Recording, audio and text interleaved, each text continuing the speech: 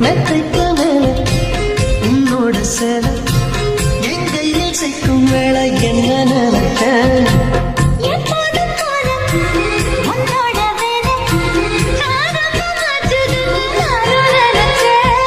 உன் காயத்தை பார்க்கிறப்போ என்ன நினைச்ச